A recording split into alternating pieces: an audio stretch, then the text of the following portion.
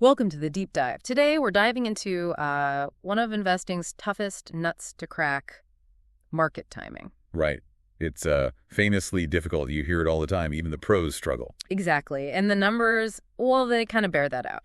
Standard & Poor's keep showing that most, actively managed big funds, they just don't beat the S&P 500 index. Which is why, that simple buy and hold strategy, maybe with index funds, gets recommended so often. It's usually more reliable. But here's the question we want to tackle today. What if? What if investors aren't using the right tools? Or maybe not using them the right way? Interesting angle. Yeah, so that's our mission for this deep dive. Looking at these things called volatility indexes.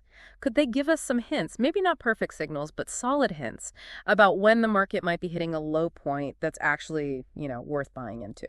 Okay, let's unpack that. So first off, what is a volatility index? Good place to start. Well, basically, it's a number that comes from the prices of options, puts, and calls. Investors use these to bet on where the market's going or to protect themselves. Right, hedging or speculating. Exactly. And the thing is, option prices, they tend to go up when people think the market's about to get choppy, volatile.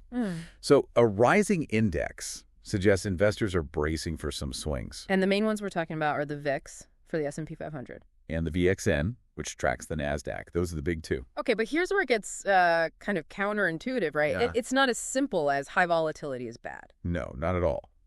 This is really interesting. When the market's volatile, but actually moving up strongly, like in a bull run with big swings, the VIX and VXN often stay pretty low. Really? So it's not just any volatility that makes them jump. That's the crucial part. They tend to spike, like really spike to high levels, mostly when investors are genuinely fearful of a market drop, when they're actively buying protection, buying those put options. Okay, so that's why they call the VIX the fear gauge. It measures the fear, not just the movement. Precisely. It reflects hedging demand driven by anxiety about a pullback. And that's the potential timing tool here. Because if these indexes spike highest when fear is peaking, that often happens right around the time the market hits rock bottom, when everyone who is going to sell has already sold. That capitulation point? Exactly. It's like the indexes are reflecting that moment of maximum pessimism, which paradoxically can be a buying opportunity. So it's not just theory. You're saying there's a track record here. Oh, absolutely. We can look back at some key moments. Think about the late 90s. Remember the panic around the Russian debt default in 98? Vaguely, yeah. It caused ripples everywhere, right? A big sell-off. A huge sell-off, yeah. July and August 98 were pretty scary globally. But for the wider market, it turned out to be a relatively short-lived pain. So what did the VIX do then? Did it give any clues? It sure did. Right in the middle of that panic, July 98, the VIX hit what was then a record high. Wow. So it was basically screaming that fear was off the charts. Kind of suggesting that, maybe the selling was reaching its climax. Most sellers were likely already out. Okay, that's a powerful example. What about, say, the dot-com crash? That was a longer downturn. Right. That bear market from 2000 to roughly 2003, it felt relentless. But the VIX, it finally jumped to a really high level, a multi-year high, around mid-2002. And what happened in the market around then? Well, shortly after that VIX spike, the S&P 500 started to, let's say, build a base. It wasn't an instant V-shaped recovery, but the groundwork for the next bull market started getting laid. The VIX peak was like a heads up. Got it. And the Nasdaq's index, the VXN, does it show similar patterns? Yeah, it does. Take 2022, for instance. The Nasdaq was in a bear market pretty much all year. Felt awful. I remember. But the VXN gave a subtle hint. It spiked a few times, but crucially, those spikes weren't getting higher and higher each time, even as the Nasdaq kept falling. What did that suggest? It sort of hinted that maybe the intensity of the fear, the drive to hedge, wasn't escalating endlessly. It suggested the selling pressure might not last as long as everyone feared. And more recently, you mentioned 2025. Right, just this past April, actually. The VXN shot up to a multi-year high. And guess what?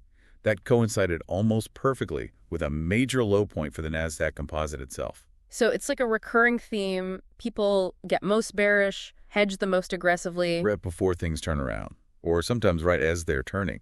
It really highlights how difficult short-term timing is for most people. Yeah. Their fear peaks at the wrong time, you could say. Okay, this sounds almost too good to be true, though. If it's such a reliable indicator, why isn't everyone using it perfectly? What are the catches? Well, there are definitely catches. It's a powerful tool, no doubt, but it's not a magic wand. The biggest limitation, it requires Subjective interpretation. Meaning there's no magic number, like VIX hits X and you buy. Exactly. There's no absolute level that guarantees a bottom. We've seen tendencies, sure, like maybe the VXN often gets near 40 around Nasdaq lows, or the VIX near 30 for the S&P 500. But those are just tendencies, not hard rules. Right. And there are big exceptions. Think back to the 2008-2009 financial crisis. The VIX shot up towards like 80, but the actual market bottom didn't come for several months after that initial crazy spike. Oof. So if you bought right when VIX first hit 80, you'd have had a pretty rough few months still. You would have. You needed serious conviction or maybe just nerves of steel to hold on through that, even if the index was already screaming panic. So point taken. They're not laser precise. They won't pinpoint the exact day or maybe even the exact week of the low. Probably not. And often the fact that a spike did mark the low only becomes clear, in hindsight, looking at the chart afterwards. So you're still making a judgment call, taking a bit of a leap of faith based on the signal. Absolutely. It's about improving your odds, not finding certainty. Okay, so let's tie this together for listeners.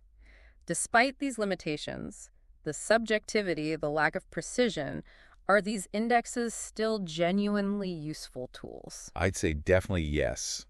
Both the VXN and the VIX are, well, valuable additions to your, let's call it, odds-making toolkit. An odds-making toolkit, I like that. Yeah, because if you understand the underlying dynamic that a really sharp spike often happens near that point of maximum pessimism, of capitulation, Right. then these indexes can help confirm other signals you might be seeing. Maybe technical chart patterns look like they're bottoming. Maybe economic news isn't getting worse. Maybe other sentiment surveys are in the dumps.